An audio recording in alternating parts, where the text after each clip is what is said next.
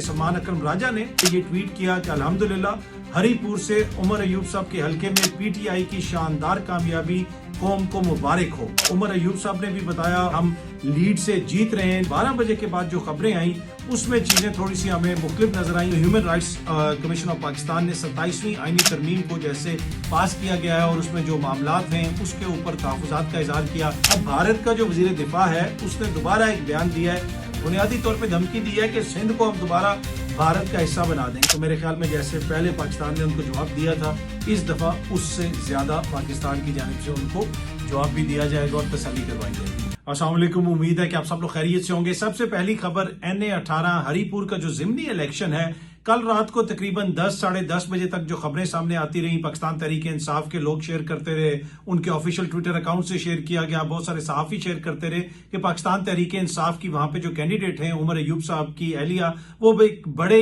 Lead से, एक बड़े मार्जिन से जीत रही हैं। ये सामने आप देख सकते हैं। ARY के लिए रिपोर्ट करने के लिए वहां पे सहाफ़ी अब्दुल कादिर साहब मौजूद थे और उन्होंने रात को तकरीबन 11:15 बजे एक ट्वीट किया जिसमें उन्होंने लिखा कि हरीपुर NA-18 336 पोलिंग स्टेशन के गैर सरकारी गैर हतमी नताइज, आजाद उम्मीदवार शहरनाज उमर अयूब 96,000 से ज्यादा वोट लेकर आगे हैं और मुस्लिम लीग नवाज के बाबर नवाज साहब जो हैं उनके तकरीबन 69 यानी 70,000 के करीब उनके वोट हैं। इसी तरह दीगर जो शख्सियात हैं वो भी इस हवाले से वहां से रिपोर्ट भी करती रही, लोग मुबारकबाद भी देते रहे। सलमान अकरम राजा ने रात को अगेन 11:15 बजे ये ट्वीट किया कि अल्हम्दुलिल्लाह हरीपुर से उमर अयूब साहब के हलके में पीटीआई की शानदार कामयाबी कौम को मुबारक हो। तो उन्होंने भी इसकी मुबारक दी। उसके अलावा उमर अयूब साहब ने भी बताया उनका जो एक तरह से इलेक्शन हेडक्वार्टर था, जहां पे उनका ऑफिस था, वहां से इंफॉर्मेशन शेयर की गई कि NA जो 18 है उसमें हम लीड से जीत रहे हैं। लेकिन उसके बाद 12 बजे के बाद जो खबरें आई उसमें चीजें थोड़ी सी हमें मुख्तलिफ नजर आई। अगेन 12 बजे से पहले बैरिस्टर गौहर खान साहब ने भी ट्वीट किया कि today the people have spoken as referendum on NA-18 Haripur, we have lead of more than 25,000 votes and we call upon the RO and ECP to declare our results immediately according to Form 45। तो उन्होंने ये बताया कि Form 45 के मुताबिक 25,000 से ज्यादा हमारी लीड है। उमर अयूब साहब ने भी इस हवाले से एक ट्वीट किया कि NA-18 हरीपुर का जो बाई इलेक्शन है उसका लेटेस्ट रिजल्ट उन्होंने शेयर किया कि as per 519 polling stations out of 602 यानी 602 पोलिंग स्टेशंस में से 519 पोलिंग स्टेशंस का जो रिजल्ट मिला है फॉर्म 45 के मुताबिक पीटीआई 25,000 वोट से लीड कर रही है। The returning officer staff is entering incorrect figures in their computer and trying to manipulate the result. उन्होंने ये कहा कि अब जो वहां पे रिटर्निंग अफसर है वो मुबैना तौर पे वहां पे जो इलेक्शन कमीशन का अमला है वो गलत इंफॉर्मेशन फीड कर रहे हैं। फिर हमने देखा कि असद कैसर साहब की भी एक ट्वीट आई कि NA-18 हरीपुर से मौसूल फॉर्म 45 के मुताबिक पाकिस्तान तहरीक इंसाफ के उम्मीदवार 519 पोलिंग स्टेशन में तकरीबन 25,000 की वोटों की वाज़े बर्तरी से आगे है। अफसोसनाक और शर्मनाक है कि इलेक्शन कमीशन का अमला सरकारी वेबसाइट पर गलत नताइज अपलोड कर रहा है। आज एक बार फिर इलेक्शन कमीशन का असल चेहरा कौम के सामने बेनकाब हो गया। इलेक्शन कमीशन इंतजामी और अमली दोनों सतहों पर मुकम्मल नाकामी का शिकार दिखाई देता है, जिसके बायस पूरे इंतखाबी अमल की शफाफियत, गैर जानिबदारी और साख पर संगीन सवालात उठ खड़े हुए हैं। अगर यही इंतखाबात कराने का म्यार है तो बेहतर था कि इलेक्शन कराने के बजाय बराह रास्त कोई नोटिफिकेशन जारी कर दिया जाता ताकि आवाम को इस तरह गुमराह न किया जाता। तो ये रात को 12 बजे के बाद इस तरह की ट्वीट्स आना शुरू हो गई। जिस वक्त मैं इस वक्त वीडियो बना रहा हूं इस वक्त तकरीबन रात के 12:30 बजे का टाइम है और इस वक्त पीटीआई वाले ये कह रहे हैं कि जो हमारी 25,000 से ज्यादा की लीड है उसको इलेक्शन कमीशन जो है एक तरह से गायब करने की कोशिश कर रहा है। ये इल्जाम लगा रहे हैं उमर अयूब साहब, असद कैसर साहब, दीगर इनके लोग जो हैं वो इस किस्म के इल्जाम लगा रहे हैं। हतमी नतीजा तो इलेक्शन कमीशन ने जारी करना है। ये बाय द टाइम आप लोग सुबह वीडियो देखेंगे तो हो सकता है कि उस वक्त तक कोई हतमी नतीजा सामने आ सके। लेकिन एक चीज है कि इस वक्त भी जो नताइज आ रहे हैं उसमें जो हरीपुर का हलका है उसमें अभी भी कोई 25-30 या 35%, कोई कह रहा है 40% वोट काउंट हुआ है, 50% से ज्यादा वोट काउंट नहीं हो सका, जो भी रिपोर्ट्स आ रही हैं मुख्तलिफ रिपोर्ट्स के मुताबिक। बाकी जो पंजाब के हल्के हैं वहां पे कहीं 90% हो गया है, कहीं 96% हो गया है, कहीं 80% हो गया है। तो क्या वजह है कि हरीपुर में इतनी सुस्त रवि का वो क्यों शिकार है? और फिर वहां पे वोट जो है वो वोट वैसे पड़ा भी काफी है लेकिन हतमी नतीजा तो फिर इलेक्शन कमीशन ही अनाउंस करेगा। और वैसे पंजाब के अंदर जो टर्नओवर है, टर्न आउट है, वो बड़ा कम है, बहुत ज्यादा कम है। ये सामने आप देख सकते हैं, कल जब इलेक्शन कमीशन ने पंजाब का हल्का जो NA 1 to 9 है उसको रिपोर्ट कर रहे थे, इलेक्शन कमीशन की जो ऑफिशियल स्क्रीन है ये सामने आप देख सकते हैं, उसमें बताया जा रहा है कि तकरीबन 5.61% यानी 6% से भी कम वहां पे टर्न आउट था। और सहाफी उमर दराज गोंदल जो वहां पे रिपोर्ट करते रहे, उन्होंने भी ये रिपोर्ट किया कि मैंने ग्राउंड से रिपोर्ट किया है, मुबालगा राय से भी काम लिया जाए तो लाहौर में टर्न आउट 10 से 15% से ज्यादा से ज्यादा 10 से 15% ऐसे ज्यादा नहीं। RO ऑफिस में इस वक्त जो नताइज शो किए जा रहे हैं उनके मुताबिक 334 में से 224 पोलिंग स्टेशन में टर्न आउट सिर्फ 5.61% है, यानी अभी तक डबल फिगर में भी दाखिल नहीं हुआ। कम टर्न आउट का नून लीग को फायदा है, लेकिन अमलन तो वही जुमला है जो शाम को मैंने लिखा था कि लोग इलेक्शन से मजमूई तौर पर लाताल्लुक नजर आ रहे हैं। अच्छा, फिर बड़ी इंटरेस्टिंग डेवलपमेंट्स हुई और उसको शेयर किया जनाब अहमद अजहर साहब ने भी, कि वो जो टर्न आउट था जो 5% से भी कम था, अचानक फिर दोबारा जब चीजें सामने आई तो वो टर्न आउट 13% तक पहुंच गया। तो मेरे ख्याल में सबसे बड़ा मसला जो इस इलेक्शंस में था कि वो टर्न आउट का था कि कितना कम हुआ है टर्न आउट पंजाब के अंदर। लेकिन हतमी नतीजे जब आएंगे तो तभी पता चलेगा, और सुबह बाय द टाइम आप लोग ये वीडियो देखें तो हो सकता है कि 99% टर्न आउट हो। अभी तो गैर हतमी और गैर सरकारी है ना, तो एनीवे अगर कोई मसला होगा तो फिर अदालती निजाम भी यहाँ पे, और अब तो माशाल्लाह फेडरल कॉन्स्टिट्यूशनल कोर्ट भी बन गई। और पिछले जो इलेक्शंस में मुबैना धांधली हुई थी और ट्राइब्यूनल्स बने थे, उसके हवाले से भी सलमान अकरम राजा साहब की एप्लीकेशन थी जो अब वो फेडरल कॉन्स्टिट्यूशनल कोर्ट में लग गई है, और जस्टिस आमिर फारूक साहब की सरबराही में बेंच बनाया गया है। जी हाँ जी, वही जस्टिस आमिर फारूक साहब जो इस्लामाबाद हाई कोर्ट के चीफ जस्टिस थे, और अब वो फेडरल कॉन्स्टिट्यूशनल कोर्ट के मोजिज जो है जज हैं। तो ये PTI वाले हरीपुर के हवाले से कंप्लेन तो कर रहे हैं, लेकिन जिस मुल्क में आईनी अदालत भी बन चुकी हो वहां पे धांधली इतनी आसानी से तो नहीं हो सकती। अगर कोई मसला हुआ तो यकीनन ये फेडरल कॉन्स्टिट्यूशनल कोर्ट में चले जाएंगे और वहां से इनको रिलीफ मिल जाएगा अगर कोई मुबैना धांधली हुई है। पर हो सकता है कि धांधली तो हुई ना हो और ये वैसे ही रो रहे हो, क्योंकि कल रात को तकरीबन कोई 11-1 बजे के करीब हसन अयूब साहब का एक ट्विटर हैंडल है हसन अयूब ऑफिशियल, जिसमें उन्होंने उनका क्लिप शेयर किया हुआ था, और आई प्रज्यूम कि ये वेरीफाइड अकाउंट है तो उन्हीं के यूट्यूब अकाउंट से रिलेटेड ये ऑफिशियल ट्विटर हैंडल है, जिसमें उन्होंने लिखा हुआ है कि PTI का अब रोना धोना शुरू होने वाला है। धांधली के हवाले से ये रोएंगे, चीखेंगे, पिटेंगे। ये कल रात को तकरीबन कोई 11-1 बजे के करीब उनका गालबन ये ट्वीट था, मगर इससे हकायक तब्दील नहीं होंगे। दोपहर 3 बजे लाहौर में PTI अपने इंतखाबी कैंप बंद करके चली गई थी। तो वो ये कह रहे हैं कि जनाब ये रोएंगे, पिटेंगे, पर इससे कोई फर्क नहीं पड़ेगा। अब खैबर पख्तूनख्वा का जो हल्का है, हरीपुर वाला हल्का, उसमें तो वाजे तौर पे पाकिस्तान तहरीक इंसाफ वाले ये कह रहे थे कि हमारी बर्तरी है और वहां पे उनकी हुकूमत भी है और वहां से इलेक्शन जीतना उनके लिए कोई मुश्किल नहीं। और जिस तरह मैंने आपको कहा कि मुख्तलिफ वहां से सहाफी वगैरह भी रिपोर्ट करते रहे कि पाकिस्तान तहरीक इंसाफ लीड पर है।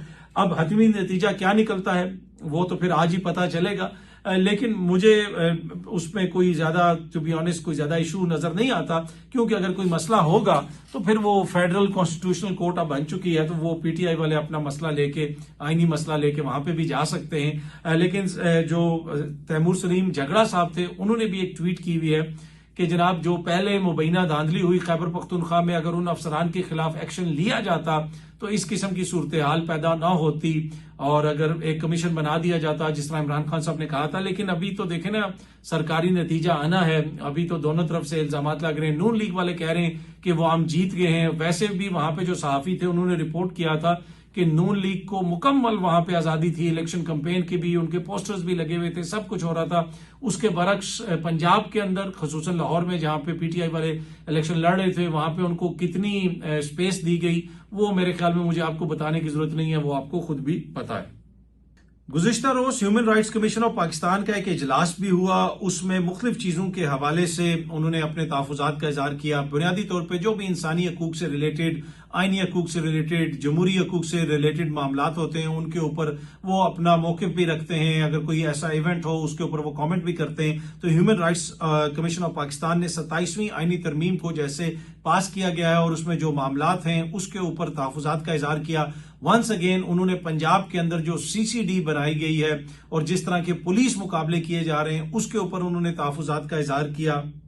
और इस हवाले से उन्होंने गैर जानिबदाराना इंक्वायरी का भी मुतालबा किया। इससे पहले भी सीसीडी के हवाले से human rights commission of Pakistan तहफुजात का इजहार कर चुका है। उन्होंने अपनी रिपोर्ट में बताया था कि फरवरी के महीने से लेके अब तक जो है 500 से ज्यादा पुलिस मुकाबले हो चुके हैं, उसमें 600 से ज्यादा लोग मारे गए हैं। अब ये एक बहुत बड़ा नंबर है, ये कैसे मारे गए, कैसे ये मुबैना पुलिस मुकाबले हुए, इसके हवाले से वो तहकीकात का मुतालबा कर रहे हैं। और अब वंस अगेन कल human rights commission of Pakistan ने यह मुतालबा दोहराया। खैबर पख्तूनख्वा में सोहेल खान अफरीदी साहब मुख्तलिफ महकमों को ठीक करने के लिए, महकमों के अंदर रिफॉर्म्स के लिए काफी ज्यादा काम कर रहे हैं और जो स्पेशल ब्रांच है वहां की उसको वो मजबूत करना चाहते हैं। वो ये समझते हैं कि जो स्पेशल ब्रांच के पास इंफॉर्मेशन होती है वो बाकी दीगर महकमों से बेहतर होती है, क्योंकि स्पेशल ब्रांच में वो लोग होते हैं जिनका ताल्लुक उसी कम्युनिटी से होता है, यानी वो अवाम के साथ उनका इंटरेक्शन ज्यादा होता है, वो अवाम के ज्यादा करीब होते हैं, सिविलियन लोगों के साथ उनका इंटरेक्शन ज्यादा होता है दीगर एजेंसीज के मुकाबले में। तो इस वजह से अगर स्पेशल ब्रांच को मजबूत किया जाएगा तो दहशतगर्दी के खिलाफ जो जंग है, दीगर जो मामलात हैं उसमें बेहतर तरीके से चीजों को टैकल किया जा सकेगा। कुछ फिगर्स वगैरह भी उनकी हुकूमत ने शेयर किए हुए थे कि स्पेशल ब्रांच ने इतने मामलात के अंदर ये जो है कार्रवाइयां की, इस चीज को नाकाम बनाया, उधर अपना किरदार अदा किया। तो स्पेशल ब्रांच को वो अब एक सिक्योरिटी पावर हाउस में तब्दील करना चाहते हैं। इंफ्रास्ट्रक्चर की तरक्की के लिए बहुत सा एक खतीर रकम जो है उसकी मंजूरी दी गई है, गाड़ियों के लिए रकम की मंजूरी दी गई है, फोर्स के लिए 98 नई गाड़ियां ली जाएंगी, 404 नए मोटरसाइकिल लिए जाएंगे, जदीद टेक्निकल आलात और टेक्नोलॉजी के लिए काफी बड़ी रकम मुख्तस की गई है। उसके साथ साथ स्पेशल ब्रांच को मुकम्मल स्पेशलाइज्ड यूनिट और अलहदा केडर के तौर पर कायम करने की मंजूरी दी गई है। सूबे भर में स्पेशल ब्रांच के लिए नई इमारतों की तामीर का भी फैसला किया गया है और उसके साथ साथ उनकी तनख्वाहों और जो अलाउंसेस वगैरह हैं उसकी भी मंजूरी दी गई है। और जमशुदा अजला में 308 एहलकारों को स्पेशल ब्रांच में शामिल किया जाएगा। 1200 से ज्यादा नई असामियां जो हैं वो उनका क्याम किया जा रहा है, वो बनाई जा रही हैं, वहां पे भी लोगों को भर्ती किया जाएगा। तो वो चाहते हैं कि स्पेशल ब्रांच वहां पे अपना किरदार अदा करे, पुलिस को भी मजबूत किया जाए, क्योंकि सूबे के अंदर जो अमन अमान के हवाले से सूरत हाल है वो हमारे सामने है। गुज़िश्ता रोज भी इख्तियार वली साहब ने एक प्रेस कॉन्फ्रेंस की और उसमें उन्होंने कहा कि पीटीआई की वहां जो क्यादत है वो मंशियात स्मगलिंग में मुलविस है। उन्होंने शफी जान साहब के ऊपर भी तनकीद की, उन्होंने सोहेल अफरीदी साहब के ऊपर भी तनकीद की, उनका इस्तीफा भी मांग लिया। और तो काफी ज्यादा इल्जामात लग रहे हैं इस किस्म के सियासी मुखालफिन की जानिब से। कभी कोई बेनामी डॉक्यूमेंट्री यहां से आ जाती है किसी सहाफी के नाम से, वो ये कहता है भाई मेरा तो इससे कोई ताल्लुक ही नहीं है, पता नहीं ये किसने बना दी है। तो वो काफी ज्यादा एक बयानिया बनाने की कोशिश की जा रही है। लेकिन जैसे सोहेल अफरीदी साहब ने सहाफियों से मिलके, सब लोगों से मिलके अपना मौकिफ रखा है, तो उसके बाद अब बहुत सारे लोग जो सोहेल अफरीदी की ऊपर तनकीद भी कर रहे थे उनके लिए भी मुश्किल हो गया कि वो उनके ऊपर तनकीद करें। और अब तो लोग ये क्वेश्चन कर रहे हैं कि जैसा एक्सेस है सोहेल अफरीदी तक, जैसा एक्सेस है सहाफियों का, आम वर्कर का और एमपीएस का, वैसा एक्सेस आप वर्कर का तो छोड़ दें, आप सहाफी का तो छोड़ दें, पंजाब के अंदर एमपीए भी ऐसे मरियम नवाज से नहीं मिल सकते, बल्कि यहां तक कहते हैं कि उनकी जो सीनियर वुजरा हैं उनसे भी एमपीए नहीं मिल सकते। वो वहां पे ऐसे एक्ट करते हैं कि जैसे वो कोई इनके मातहत हैं और ये अलहदा हैं, और कोई एमपी अगर मिलना चाहे तो उसको पहले 4 बंदों से सिफारिश करानी पड़ती है। इस किस्म का माहौल है पंजाब के अंदर, ये कहा जाता है मुबैना तौर पे। लेकिन दूसरी जानिब जिसका दिल करता है वो खैबर पख्तूनख्वा में चीफ मिनिस्टर से उठ के मिल लेता है, एमपीए तक उनकी रसाई है, वर्कर तक उनकी जो है वर्कर की उन तक रसाई है, हर कोई उनसे मिल सकता है। सहाफियों को वो बुलाते हैं, बीट रिपोर्टर्स को बुलाते हैं, डिफेंस बीट के रिपोर्टर्स, एंकर्स को बुलाते हैं, तजियाकारों को बुलाते हैं, हर किसी को कहते हैं आए जी आए, मुझसे मिलें, क्वेश्चंस करें। हर किस्म के उनसे क्वेश्चन किए जाते हैं, वो हर किस्म के क्वेश्चंस का जवाब देते हैं। और अगर आप खैबर पख्तूनख्वा हाउस में जाएं और आप वैसे भी सोहेल अफरीदी को देखें तो उसके आगे पीछे हर आम बंदा आपको नजर आता है। जो एमपीए चाहता है वो उनसे मिल सकता है, जो एमपीए चाहता है वो उनको कॉल कर सकता है। क्या यही सूरत हाल पंजाब के अंदर है? क्या पंजाब के अंदर जो लीडरशिप है उन तक आप छोड़ दें आम बंदे को? क्या एमएनए और एमपीए की भी रसाई है ऐसे जैसे सोहेल अफरीदी तक है? तो एनीवे सोहेल अफरीदी साहब ने तो अपनी सियासत से काफी सारी चीजों को खैबर पख्तूनख्वा के अंदर कंट्रोल भी किया और वफाक के लिए काफी बड़ा चैलेंज भी क्रिएट कर दिया। अच्छा जी, भारत की मेरे ख्याल में अभी तक तसल्ली नहीं हुई है। पहले इनके जितने राफेल गिरे, जैसे इनको हमारी फौज ने शिकस्त दी, वो पूरी दुनिया ने देखा, लेकिन इनकी तसल्ली नहीं हुई है। अब भारत का जो वजीर दिफा है उसने दोबारा एक बयान दिया है, राजनाथ सिंह, ये वही राजनाथ सिंह है जो राफेल के नीचे मिर्चें, टमाटर और पता नहीं कोकोनट और नारियल और पता नहीं क्या क्या तोड़ रहा था, और उसके बाद राफेल के साथ जो कुछ हुआ, और राफेल के आगे जब से मोदी ने खड़े होकर तस्वीर खिंचवाई है, वो राफेल भी जो है बेचारा जो है वो भी रोता होगा। और फिर उसके साथ जो पाकिस्तान के JF-17 थंडर ने किया, J-10C ने किया, पाकिस्तान की एयरफोर्स ने किया, पाकिस्तान के एयर डिफेंस ने किया, पाकिस्तान के मिसाइलों ने किया, पाकिस्तान की फौज ने किया, वो पूरी दुनिया ने देखा। अब भारतीय वजीर दिफा ने सिंध के हवाले से एक बयान दे दिया कि हिस्टोरिकली सिंध जो है हमेशा से कोई पाकिस्तान का हिस्सा तो नहीं था। इस किस्म की बात की और कहा है कि जनाब जोग्राफिया तो बदलता रहता है। बुनियादी तौर पे धमकी दी है कि सिंध को हम दोबारा भारत का हिस्सा बना देंगे। हालत ये है कि आधे से ज्यादा भारत के अंदर शोरश है।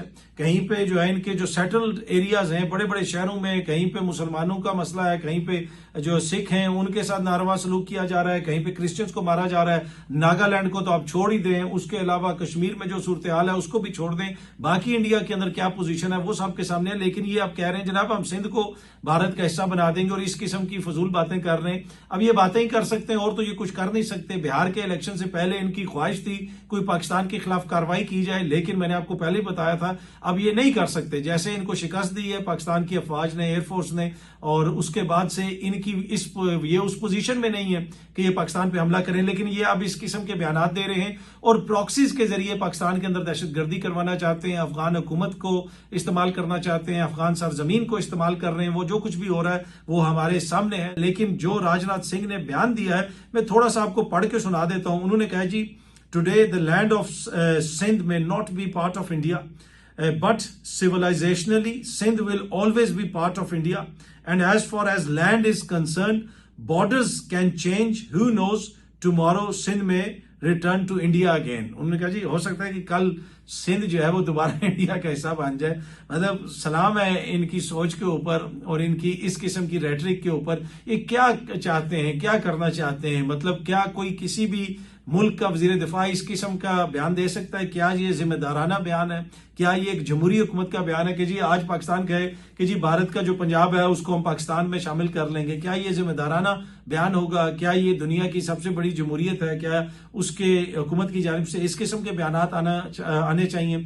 लेकिन एनीवे आप बयान ना दें, आप करने की कोशिश करें, आप करके देख लें, ठीक है ना? आप POK कहते हैं ना, पाक ऑक्यूपाइड कश्मीर, सिंध तो बाद की बात है। आप इस तरह करें, आप हमला करें, आप पाक ऑक्यूपाइड कश्मीर को तो लिबरेट करें ना, उसको अपने साथ शामिल करें, तो बाकी हम बाद में देखते हैं, पहले आप वो तो कर लें। एनीवे पाकिस्तान के वजारत खारजा ने भी इस बयान को खतरनाक करार दिया है, डिलूजनल करार दिया है और इसकी मजम्मत की है। वो अब बयान देने के काबिल ही रह गए हैं, तो वही उनका काम है, वो दें। बाकी जब वो कोई कुछ करेंगे तो मेरे ख्याल में जैसे पहले पाकिस्तान ने उनको जवाब दिया था, इस दफा उससे ज्यादा पाकिस्तान की जानिब से उनको जवाब भी दिया जाएगा और तसल्ली करवाई जाएगी। बहुत जल्दी आप सब दोस्तों से दोबारा मुलाकात होगी। Thank you very much.